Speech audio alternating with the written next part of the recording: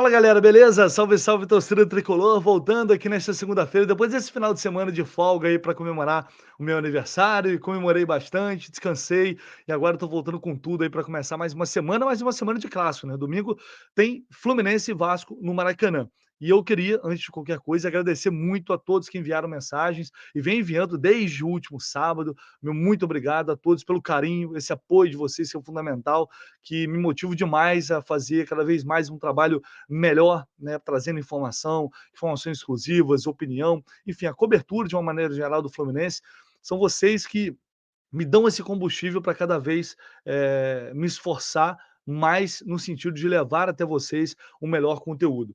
Então, eu só tenho de coração a agradecer a todo e todas as mensagens de carinho que vocês estão me enviando aí desde o último sábado, beleza? Então, vamos com tudo. Agora começando mais uma semana de cobertura e, claro, esse vídeo para falar da vitória de ontem sobre o Audax. Uma partida que não teve pré-jogo aqui no canal, mas se tivesse rolado o pré-jogo, eu já iria adiantar, olha, esse jogo ele não vai mudar a percepção que a gente tem deste início abaixo do esperado do Fluminense em 2023. Pelo menos não a minha. Cada um tem a sua opinião. Não acho que agora o ano começou de verdade. Agora o Fluminense entrou em 2023. Agora, não, ainda para mim não é o suficiente. Por uma série de fatores que eu vou colocar para vocês aqui neste vídeo. Claro, vocês podem concordar, discordar. Quero ouvir aqui a opinião, quero ler aqui a opinião de vocês. Mas para mim, venceu, ok, não fez mais que obrigação. E eu vou debater com vocês aqui agora alguns elementos que podem nos fazer acreditar numa evolução, em alguns sentidos, mas é um jogo que, pela fragilidade do adversário, reforçou alguns defeitos e problemas que o Fluminense vem apresentando neste início de ano. Deixe seu like aí, por favor, já chega largando dentro do like para você não esquecer, que é muito importante. Deixe seu comentário também. Depois, se no final do vídeo você não gostar do vídeo, não tem problema, você vai lá e dá dislike. É importante você estar aqui engajando, participando de alguma forma e se inscrevendo no canal. Se você não está inscrito aqui no canal do Lessa, por favor, se inscreva aí, que é muito importante. Conto muito com essa ajuda de vocês. Não custa nada e já fortalece mais aqui o canal, tá bom? Então vamos lá. Por que eu acho que esse jogo ele não muda o patamar do Fluminense, ou não muda a percepção que a gente tem do time, na minha opinião, em relação àquilo que a gente vem observando desde o início do ano? Primeira coisa, eu acho que é fato para todo mundo vai concordar que o Audax é um adversário muito fraco, né? O Audax é, assim, é um time que marca pouco. Eu fiz a transmissão de Vasco e Audax também, e mesmo com o time reserva do Vasco, dava para observar isso. É uma equipe que nem reserva, foi terceiro time do Vasco que empatou com o Audax. O jogo foi lá no Luso Brasileiro. Uma equipe que tem pouco poder de marcação, pouquíssimo poder de fogo, que incomoda muito pouco os adversários mais fortes. Então, por isso, não dá para tirar muitas conclusões positivas dessa partida. O que é positivo? Evidentemente, o resultado, né? Germancano, estreando em 2023, brincando, evidentemente, mas fazendo 3 gols, né? O Cano com 5 jogos em 2022, não tinha 3 gols, tinha feito um gol, se eu não estou enganado. Então, assim, por isso ainda a gente vinha falando, né, calma que ainda é muito cedo para a gente tirar conclusões. Só que algumas coisas vinham incomodando demais, né, a questão física, o Fluminense parecendo estar abaixo, não conseguindo executar o jogo que o Diniz pede na sua plenitude, porque claramente alguns jogadores não estão no seu auge físico. Óbvio que esse auge não vai chegar agora, mas enfim, mesmo para início de temporada, estão abaixo. E tecnicamente também, né? Alguns bem abaixo do que terminaram em 2022. Só o John Arias segue jogando pra caramba, ele jogou muito mal contra o Volta Redonda, como toda a equipe, mas ontem já jogou, voltou a jogar bem, foi um dos principais jogadores da equipe.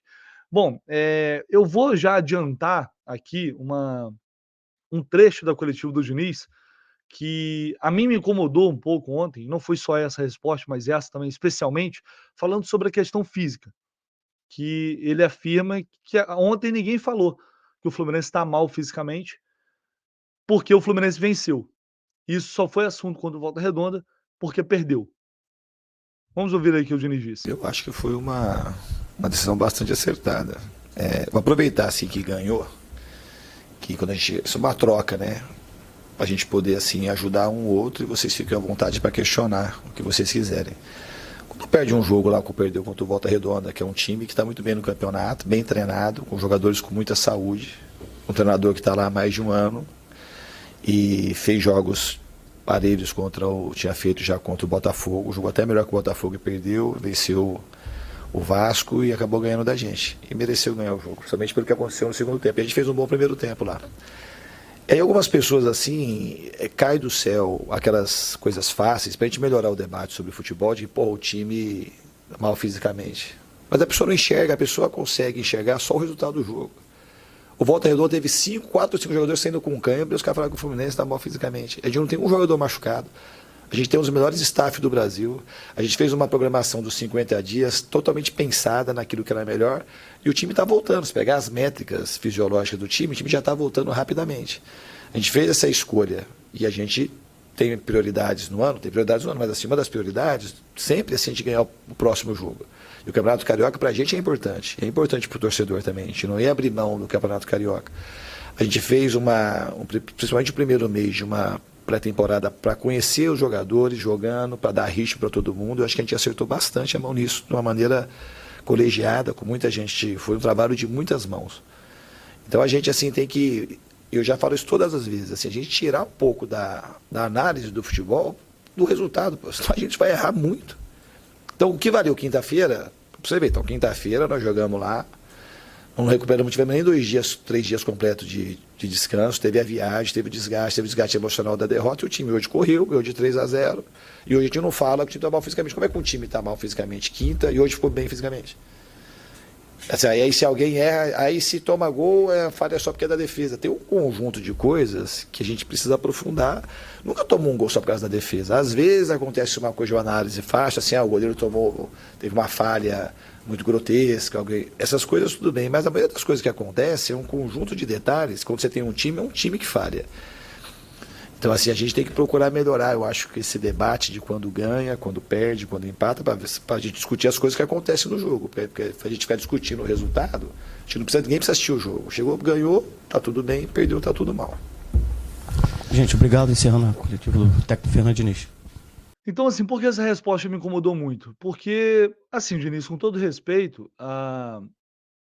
essa análise da nossa percepção, não só de jornalista, mas de torcedor também, então eu incluo o torcedor nisso, ou boa parte da torcida, essa sua análise da nossa percepção é muito rasa. Porque eu vou fazer exatamente o oposto. Eu não vou ficar aqui só elogiando e só falando bem porque ganhou. Pelo contrário. Para mim, o Fluminense continuou sendo um time pouco intenso nesse jogo. Começou muito bem a partida, com boas jogadas, mais aproximação. Eu acho que teve uma evolução no sentido da marcação, pressão, né, tentando recuperar a bola rapidamente. Eu acho que isso, de fato, os jogadores conseguiram fazer isso em mais oportunidades no jogo de ontem, conseguiram fazer mais vezes, executar. Algumas vezes teve êxito, e também na aproximação.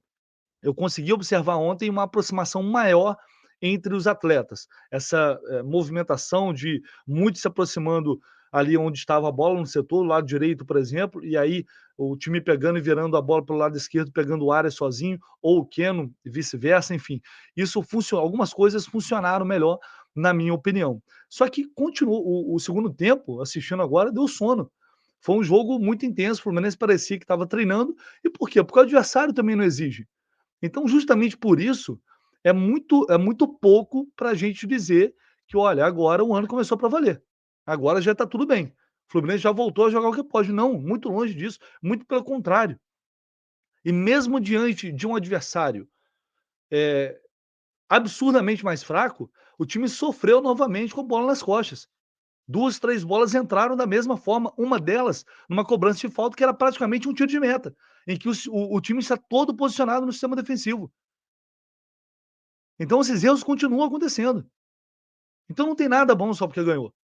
O bom é, claro, dar uma moral, né, dar uma para o Cano, dar uma moral para o time, para dar uma auxiliada, mas se tomar pau do Vasco domingo, volta tudo de novo, porque esse jogo não serve de parâmetro. E o Fluminense não tá bem fisicamente. Ah, porque a gente não teve 2 jogos de descanso, o time quinta-feira tá bem e hoje o time quinta-feira estava mal fisicamente e hoje tá bem, sabe, ironizando a opinião do o torcedor. Ninguém é idiota de torcedor, porque parece, às vezes o Diniz, parece que subestima a capacidade que o torcedor tem em casa de enxergar também o jogo. A capacidade que nós temos de enxergar o jogo. E a gente viu o Fluminense sendo engolido pelo Volta Redonda. Engolido, inclusive fisicamente. E nos outros jogos, por mais que não tenha sido dominado, engolido pelo adversário, a gente observava que faltava o Fluminense jogar da forma como está acostumado, porque claramente, fisicamente, os jogadores não estavam conseguindo entregar o seu melhor. Claramente eles estavam abaixo. Então parece, dá a sensação que a gente está aqui assistindo a um outro jogo. Parece que a gente está aqui inventando as coisas. Tiramos da nossa cabeça que o time está mal fisicamente. Se a diretoria, se a comissão técnica acha que o planejamento de 50 dias de férias, ele foi muito bem executado, com os jogadores treinando home office em casa, beleza, ao longo da temporada a gente vai observar isso. Só que neste início de ano não é o que está acontecendo. Neste início de ano, o Fluminense vem demonstrando deficiências que, na minha opinião, também são consequências de uma preparação física que ainda não é a ideal. Então a gente vai ter que fazer o quê? É só analisar pelo resultado mesmo? Será que a gente só está analisando pelo resultado? Porque é óbvio, quando você perde um jogo para o Volta Redonda daquela forma como perdeu, é claro que uma série de coisas negativas serão levantadas. E quando você vence o jogo, naturalmente, o resultado não tem como ignorar o poder que o resultado tem de condicionar algumas coisas. Ele não pode condicionar tudo. Você tem que ter, né, a gente, eu pelo menos, né, nós que fazemos a análise, o torcedor não tem essa obrigação, mas nós temos que pesar o que é resultado, o que é desempenho do time. Ontem o Fluminense teve resultado, mas não teve um grande desempenho. Contra o Volta Redonda não teve resultado e teve um péssimo desempenho. Simples assim. Não é porque ganha que tá tudo bom, nem porque perde que tá tudo errado. Então a análise que está sendo feita é em cima daquilo que o time está demonstrando, não é resultado, é o desempenho do Fluminense que foi horroroso diante do Volta Redonda. E ontem não foi bom. Ontem foi um jogo ok. Venceu um adversário fraquíssimo que no segundo tempo ainda teve alguma chance. E jogou em ritmo de treino, com pouca intensidade, né? O ritmo do Fluminense caiu muito na segunda etapa. Então, assim, a gente ainda não viu. Ontem era um jogo para massacrar, ontem era um jogo para dar uma resposta para o torcedor, para ir para cima, querer fazer 4, 5, e poderia, tinha condições de fazer, mas não fez. Então, assim, sabe, não é falar que está tudo ruim, mas espera lá, a meu ver, pelo menos, é muito pouco ainda, vamos com calma.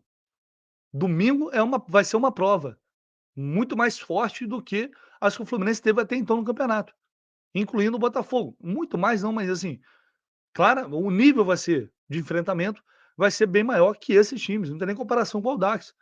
Então aí sim a gente vai poder tirar conclusões melhores dependendo do que o time apresentar.